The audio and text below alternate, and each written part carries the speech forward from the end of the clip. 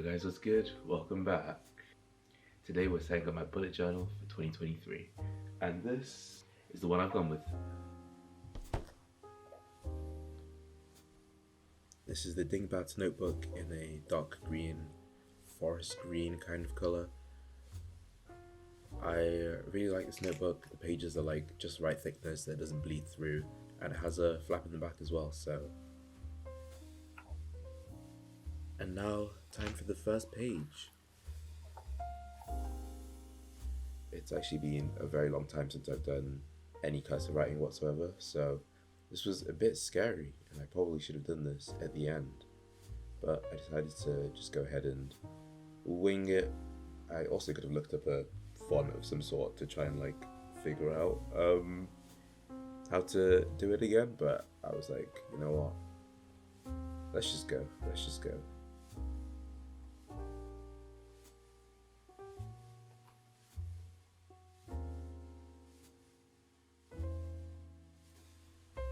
Now for the first actual page in my spread, the title page. I decided to skip the whole glossary and also the key this year because I never really used them, and I'm the kind of person where my key will change like 4 times during the year and then it just won't be applicable to the rest of my bullet journal. Also trying to keep things as minimal as I can. Minimal in like quotation marks, but easy enough to do and replicate.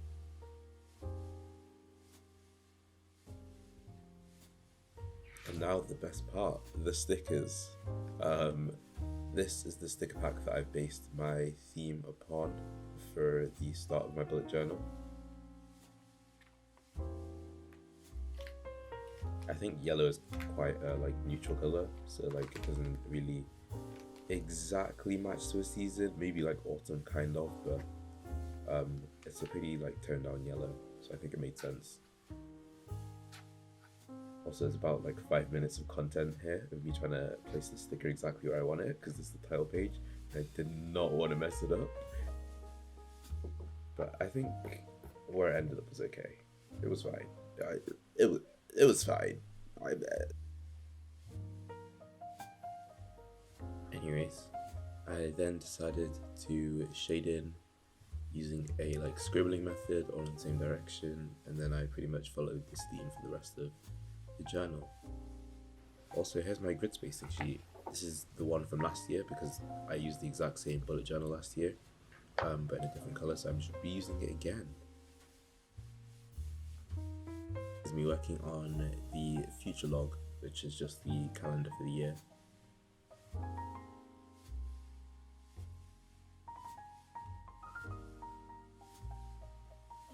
This is probably the spread that took me the longest overall, because I wanted to be kind of particular with this one, because I'm hoping to use it quite regularly throughout the year, just to log the key events that are coming up, and people's birthdays probably.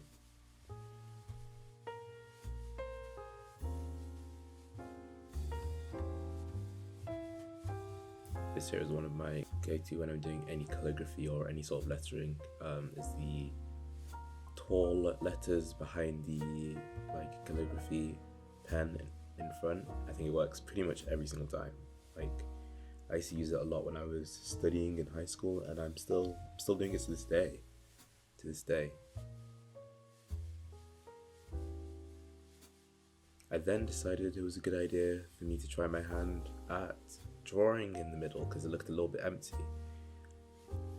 This was like a bad idea at first, and it looked a bit funky, so I added a flower pot thinking it would help.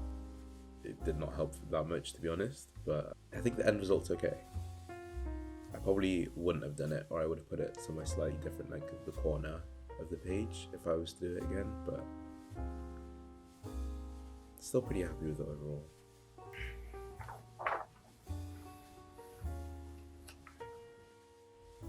And time for the next page. On the next page I decided to go with a goals and achievement page. I was tentative about putting this one in because I feel like I always set unachievable goals, but here I messed up, you can hear it. I put the text too far to the right. It was meant to be centered, but this was actually a happy mistake because I managed to fix this pretty quickly, to be honest. And here's how I fixed it. I did some lettering down the side, saying I can and I will, which I think is very fitting for the page. Also, managed to fit like exactly where I wanted them. The I can like lines up perfectly to the achievement, and the I will lines up perfectly to the goals, and the and lines up perfectly to the ampersand, which is ampersand, how do you, anyway, lines up perfectly to that. So I was super happy with how this one ended out, and I think this is my favorite page in the book as well.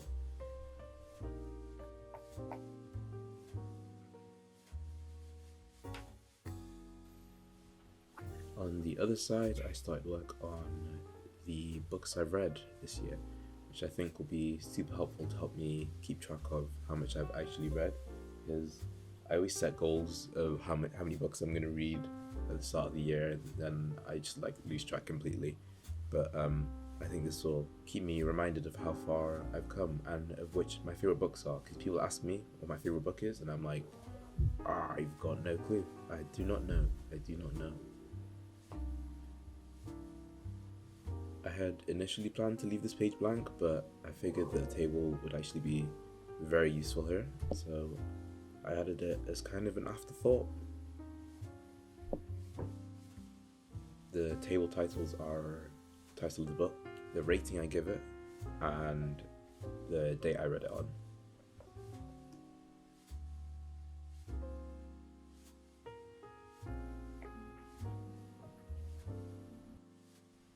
This next page is a YouTube tracker page, so I can see how much progress I've made in the last couple of months. Another one I was quite tentative about, because I was like, do I really want to be like focusing on numbers? But I feel like at the end of the year it'll be worth it. Fingers crossed it'll be worth it by the end of the year. Just as a nice reflection to see how far I've come. Might not even be at the end of the year that I look back on it. It might be in 2 years' time, in 3 years' time. And I think it'd be cute to have, so I went with it. And last but not least, and maybe arguably the most important, a page of all the things I'm grateful for. I did not have this in my last little journal, but I think it's important to have, so I'm planning on going back every now and then, whenever I remember. No like pressure to like come back and write something every single day, just whenever I remember something I'm grateful for having right now. I lied, it was not in fact the final page in the 2022 part. That is the Polaroid month page. I'm gonna try and take or print a Polaroid every single month for 2023, just to keep track of memories, to be honest, and to encourage myself to take more pictures, because even though I already take a lot of pictures, I rarely take the time to look back on them and reminisce. So hopefully I'll be able to do that here on my Polaroid a month.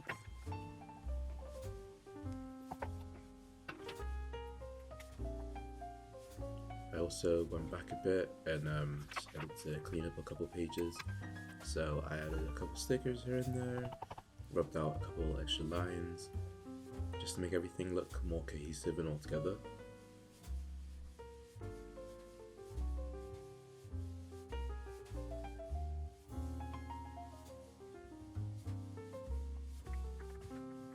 And now time for the January spread. I like to keep my monthly spread super simple, so I don't tend to add a lot of trackers, or I decided to go with the theme of blue for January, which is very fit because it is extremely cold in the UK right now. And January is just a blue coloured month. I also stuck on this little quote. It says, "Unknowns, she is growing while she waits." The English there is not correct, however, I think because it looks nice, it doesn't really matter. It doesn't really matter. And it's a nice message as well. Now onto my monthly log. On this page, all I added was the dates down the side and also the to-do and goals for the month, which I think is important, setting small monthly goals instead of doing only just the large yearly ones, because it doesn't quite put things into perspective. And then I worked on my January favorites page. I was gonna title it like specific things, but I decided to just go with like a general January favorites and split it down the middle, which will probably end up being like music and then everything else, to be honest. I am also thinking about doing a January favorites video, so this will help me keep track and make sure that I don't forget anything. Also, I probably should have spelled January faves Faves. Huh.